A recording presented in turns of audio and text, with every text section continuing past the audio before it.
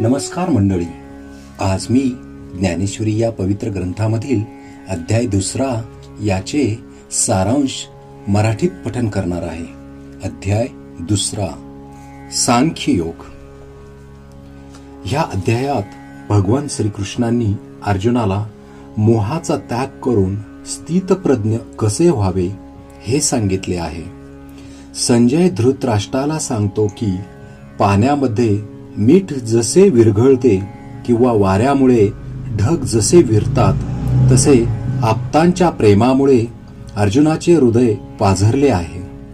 अशा गलितगात्र झालेल्या अर्जुनाला श्रीकृष्ण समजावून सांगत आहेत की मोह टाकून तू शहाणा हो आणि जातिवंत क्षत्रियाप्रमाणे युद्धासाठी सज्ज हो. तुझ्या चित्तातली ही दुर्बलता ह्या प्रसंगी तुझे अकल्याण करणारी आहे.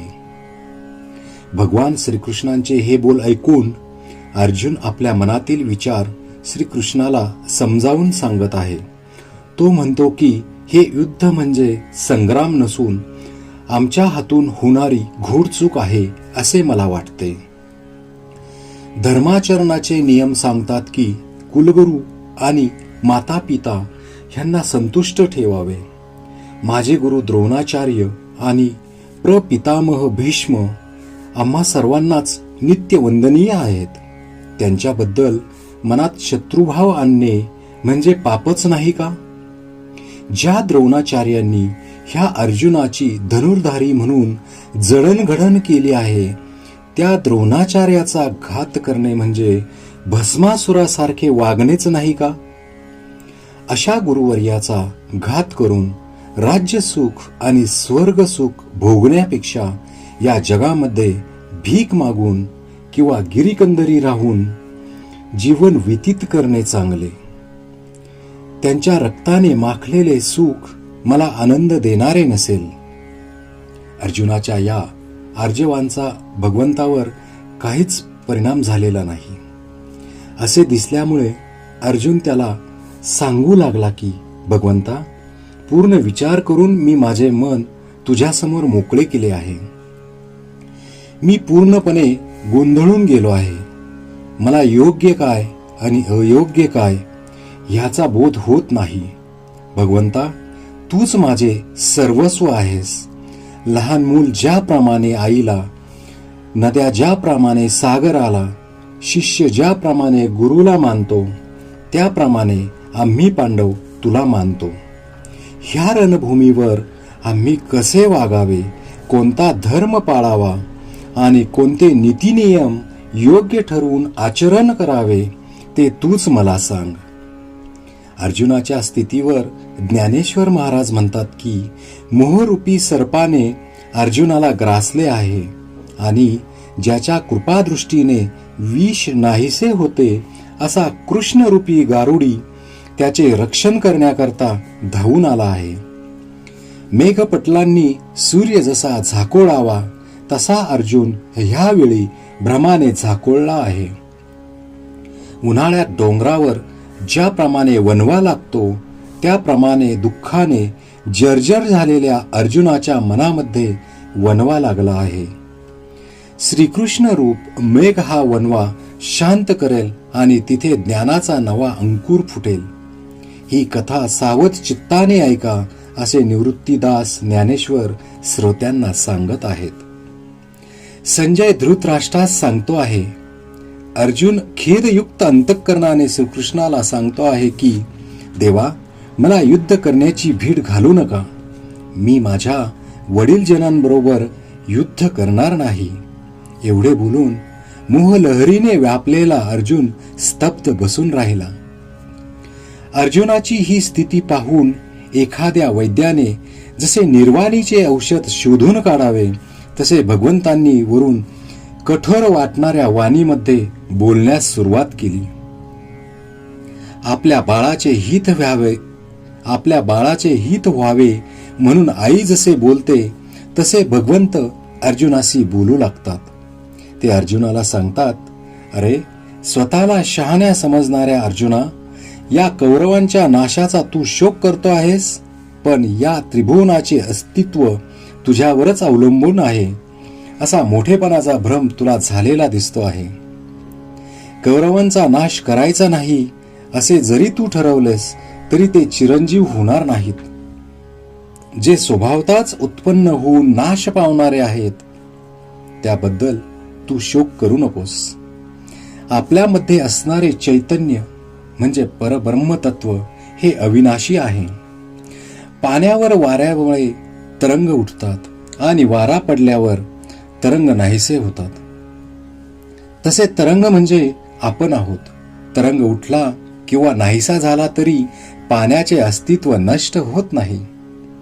आत्मा अनेक शरीरे धारण करतो. आत्म्याने धारण केलेल्या त्या शरीराला बाल्य, तारुण्य आणि वृद्ध अशा 3 अवस्थांमधून जावे लागते आणि ते शरीर नाश पावते. त्या शरीरात वास करणारा आत्मा नाहीसा होत नाही. हे जो जाणतो त्याला मोहामुळे होणारे दुःख अनुभवावे लागत नाही. इंद्रियांच्या ताब्यात असलेल्या चित्ताला हर्ष आणि शोक ह्यासारख्या मानसिक अवस्थातून जावे लागते.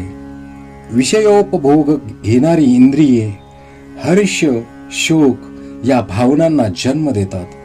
निंदा आणि द्वेष, मऊपणा आणि कठीणपणा, स्तुती आणि निंदा, भेसूर आणि सुरेख, सुगंध आणि दुर्गंध ह्या साऱ्या भावनांचा जन्म इंद्रिये विषयोन्मुख झाल्यामुळे होतो आणि त्यातूनच सुख आणि दुःख निर्माण होते. हे सारे विषय म्हणजे मृग जळाप्रमाणे किंवा स्वप्नातील ऐश्वर्याप्रमाणे आहेत. त्यामुळे हे पार्था, ह्या अनित्य विषयांची संगती तू धरू नकोस. तू त्यांचा त्याग कर. अर्जुना, ह्या भासमान जगामध्ये अप्रकटपणे अविनाशी असे चैतन्य तत्व असते. ज्ञानी मनुष्य हे अविनाशी तत्व ओळखतात आणि नाशवंत गोष्टींना त्याज्य समजतात. पार्था, आप्तावरील प्रेमामुळे तुला नित्य आणि अनित्य ह्यातील फरक लक्षात येत नाही. सारासार विचार करून तू त्यातील असारता हा भ्रम आहे आणि सार हे स्वभावता नित्य आहे हे लक्षात घे. तू देहाचा अभिमान धरल्यामुळे आणि नाशवंत अशा शरीरावर दृष्टी ठेवून मी मारणारा आणि कौरव मरणारे असा विचार करत आहेस. ज्याप्रमाणे पाण्याने भरलेले भांडे उपडे केल्यावर त्यात दिसणारे सूर्यबिंब नाहीसे होते, पण प्रत्यक्षात सूर्य नष्ट होत नाही, त्याप्रमाणे शरीर नाश पावले तरी आत्म्याचा नाश कधीही होत नाही. मनुष्य ज्याप्रमाणे जुने वस्त्र टाकून नवे वस्त्र धारण करतो, त्याप्रमाणे हा आत्मा जुने शरीर टाकून दुसऱ्या नव्या शरीराचा स्वीकार करतो. आत्म्याला जन्मही नाही आणि मृत्यूही नाही. त्याला शस्त्राने मारता येत नाही आणि अग्नीने जाळता येत नाही. त्याला वारा वाळवू शकत नाही. निर्गुण अनादी विकाररहित अशा या आत्म्याला तू जाणलेस म्हणजे तुझे सर्व दुःख आपोआप नाहीसे होईल. अर्जुना, आत्मा नाशवंत आहे असे जरी तू मानलेस तरी तुला दुःख करण्याचे कारण नाही. गंगा प्रवाहाचे पाणी जसे अखंड वाहत असते तसा उत्पत्ती, स्थिती आणि लय ह्या अवस्थांचा क्रम अखंड सुरू असतो. हा क्रम अनादी आहे. मग ह्यात शोक करण्यासारखे काय आहे? प्राणी हा जन्म मरणाच्या अधीन आहे. त्यामुळे जन्माला येणाऱ्या प्रत्येकाचा मृत्यू होणे हे अटळ आहे. अनेक प्रकारे जरी विचार केला तरी तुझे दुःख, तुझा शोक आणि तुझी भीती ही अनाठायी आहे हे तू लक्षात घे. प्राणी जन्माला येतो तो निराकार अवस्थेतून आणि मृत्यूनंतरही तो निराकार होतो. प्राण्याचे अंधार तत्व जे चैतन्य ते अमिट म्हणजे नाश न पावणारे आहे. ह्या चैतन्याची ओढ लागल्यामुळे संत विरक्त होतात. ज्याप्रमाणे निरनिराळ्या नद्या समुद्राला येऊन मिळतात, समुद्रात जागा नाही म्हणून त्या मागे परतत नाहीत, त्याप्रमाणे थोर पुरुषांच्या बुद्धी ब्रह्म साक्षात्काराबरोबर तद्रूप होऊन जातात. असे पुरुष पुन्हा संसारात येत नाहीत. हे तुझ्या ग्रहणशक्तीच्या पलीकडचे आहे असे तुला वाटत असेल तर तू स्वधर्माचा त्याग करू नकोस. कारण स्वधर्मच माणसाला संसार सागरातून तारून नेतो. प्रसंग येईल तेव्हा युद्ध करणे हा क्षत्रियांचा धर्म आहे. कोणताही कपटी विचार मनात न ठेवता तू तुझ्या धर्माचे पालन कर. दया आणि कृपा हे जरी सद्गुण असले तरी युद्ध प्रसंगी ते योग्य नाहीत. गायीचे दूध उत्तम असले तरी ताप आलेल्या माणसासाठी ते विषाप्रमाणेच असते. ज्याप्रमाणे दिव्याच्या उजेडात चालले असता अडखळायला होत नाही, त्याप्रमाणे अर्जुना, जो स्वधर्माने वागतो त्याच्या सर्व इच्छा पूर्ण होतात. अर्जुना, हे युद्ध म्हणजे तुझे पूर्वजन्मीचे भाग्यच आहे असे समज. हे युद्ध तू टाळू नकोस. असत्य अशा जन्म मृत्यू या कल्पनांच्या आहारी जाऊन तू स्वतःचा घात करून घेशील. तुझी अपकीर्ती होईल. स्वधर्माचरण न केल्याचे पाप तुला लागेल. आता जर तू युद्ध न करता परत फिरलास तर तुझे मोठेपण नष्ट होऊन तुला हीनत्व प्राप्त होईल. तू युद्ध न करता स्वस्थ बसून राहिलास तर शत्रू तुला पकडेल आणि तो तुझी निंदा करेल. त्यांनी केलेली निंदा ऐकून दुःखी होण्यापेक्षा तू शौर्याने युद्ध कर. तू ह्यांना जिंकलेस तर पृथ्वीचे राज्य भोगशील आणि हे युद्ध करताना तुला वीरमरण आले तर तुला स्वर्ग सुख मिळेल. आता अधिक विचार न करता हातात धनुष्य घेऊन सिद्ध हो. स्वधर्माचे आचरण केले तर असलेले दोष नाश पावतात. फलाच्या आशेने तू स्वधर्माचे आचरण केलेस तर मात्र दोष लागतील. निष्काम होऊन तू तुझ्या क्षत्रिय धर्माचे पालन कर, म्हणजे तुला कोणतेही पाप लागणार नाही. सुख मिळाले तरी आनंद मानू नये, दुःख प्राप्त झाले तरी खेद मानू नये. योग्य अशा स्वधर्माने वागत असताना जे बरे वाईट मिळेल ते मुकाट्याने स्वीकारावे. अशा रीतीने मनाचा निश्चय केला म्हणजे कोणताही दोष घडत नाही. ज्याप्रमाणे दिव्याची ज्योत लहान असूनही तिचा प्रकाश मोठा पडतो, त्याप्रमाणे सद्बुद्धी अल्प असली तरी तिला लहान समजू नये. जे ज्ञानी आहेत ते जगात दुर्लभ असलेल्या ह्या सद्बुद्धीची अनेक प्रकारे इच्छा धरतात. सामान्य विद्यांचे ज्ञान मिळवून ऐहिक सुखांच्या मागे लागणाऱ्यांची संख्या मोठी आहे आणि त्यांची कार्यक्षेत्रेही विविध आहेत. मृत्यूलोकी जन्म घेऊन यज्ञादिक कर्मे आचरून आनंददायक असे स्वर्ग सुख भोगण्याची इच्छा धरतात. त्यांचा उद्देश भगवंताची प्राप्ती हा नसतो. अर्जुना, तू मात्र ह्या वेदीय आचरणांना तुझ्या चित्तामध्ये थारा देऊ नकोस, कारण त्यामुळे शेवटी सुखदुःखेच भोगावी लागतात. तू तुझे चित्त नित्य आनंदपूर्ण असलेल्या आत्मतत्वाकडे लाव. त्यासाठी तू अहंकार सोड, फलाची इच्छा सोड आणि स्वधर्माचे पालन कर. स्वधर्माचे पालन कसे करावे आणि ते तसे केले नाही तर काय होईल हे ज्ञानेश्वरांनी अनेक दृष्टांत देऊन सांगितले आहे. ते सांगतात की ज्याप्रमाणे उत्तम स्वयंपाकीन नाना तऱ्हेचा चांगला स्वयंपाक तयार करून तो मोल घेऊन विकते, त्याप्रमाणे अविचारी आणि अज्ञानी लोक सुखोपभोगासाठी धर्म गमावतात. वेदांतील अर्थवादात मग्न असलेल्या लोकांच्या मनात दुर्बुद्धी वास करते असे श्रीकृष्ण अर्जुनाला सांगतो. ज्यामध्ये कर्म आणि उपासना ह्यांचे निरूपण केले आहे ते सर्व रज व तम ह्या गुणांनी युक्त आहे आणि ते स्वर्ग सूचक आहेत. तू सत्व, रज आणि तम ह्या त्रिगुणांना टाकून दे आणि अहम ममता सोडून दे. तुझ्या अंतःकरणाला आत्मसुखाचा विसर पडू दे. वेदात जरी पुष्कळ मार्ग सांगितलेले असले तरी त्यातील आपले हित ज्यात आहे तोच मार्ग आपण निवडावा. सूर्योदय झाल्यावर आपल्या दृष्टीस अनेक रस्ते दिसतात, परंतु त्या सर्वच रस्त्यांनी मनुष्य चालत नाही. ज्ञानी लोक वेदार्थाचा विचार करून शाश्वत ब्रह्माचा स्वीकार करतात. ह्या भूमिकेतून पाहिले म्हणजे तू परधर्म न आचरता स्वतःच्या क्षात्र धर्माचे पालन निर्हेतुकपणे करावेस, असे श्रीकृष्ण अर्जुनाला सांगतात.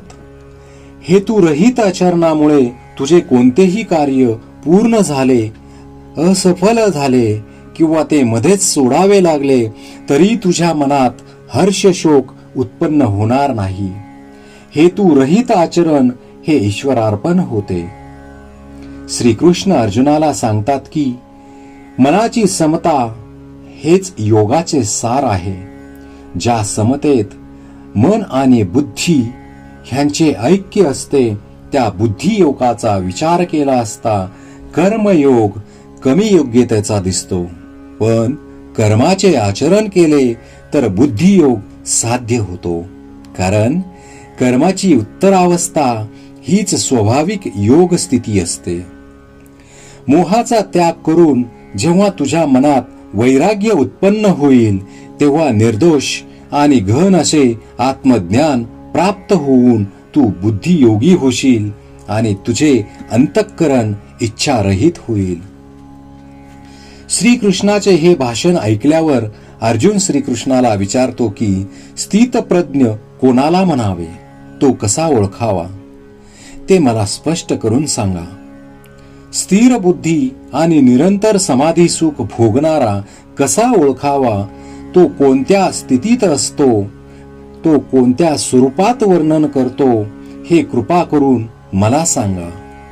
तेव्हा षटगुणेश्वर्य संपन्न आणि सर्व गुणांचे अधिष्ठान आणि परब्रह्मावतार भगवान श्रीकृष्ण अर्जुनाला सांगू लागले की अखंड समाधानी स्थिती गाठण्यातली मोठी अडचण म्हणजे मनात उत्पन्न होणारी अभिलाषा. ही अभिलाषा जिंकून ज्याने चित्ताची स्थैर्यता साधली त्याला स्थितप्रज्ञ म्हणतात. त्याने काम आणि इच्छा जिंकलेल्या असल्यामुळे तो कधी रागावत नाही आणि कशालाही भीत नाही.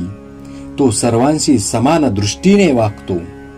आपल्या वर्तनाचा परिणाम काय होईल ह्याचा तो विचार करत नाही. त्याची इंद्रिये त्याच्या पूर्णपणे ताब्यात असतात.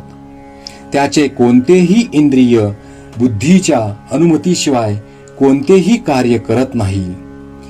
त्याने आपली इंद्रिये अंतर्मुख केलेली असतात. इतर इंद्रियावर नियंत्रण मिळवले तरी जीभ हे इंद्रिय अंतर्मुख होत नाही. जीवन जगवण्यासाठी अन्नप्राशन करावेच लागते. जेव्हा साधक स्वानुभवाने परब्रह्म होऊन जातो तेव्हा तो रचनेचेही नियमन करू शकतो. बाह्य निष्कामता साधकाला कुठल्या क्षणी मार्ग भ्रष्ट करेल ते सांगता येत नाही. खरा स्थितप्रज्ञ चित्तामध्ये विषय वस्तूची आसक्तीच धारण करत नाही. फलाशा सोडून निर्हेतुकपणे होत असलेली आचरणे स्वाभाविकपणे होत असतात. तो सर्वदा समाधानी राहतो. असा स्थितप्रज्ञ नेहमीच शांत असतो. स्थितप्रज्ञाची शांती ही सागराप्रमाणे गंभीर असते.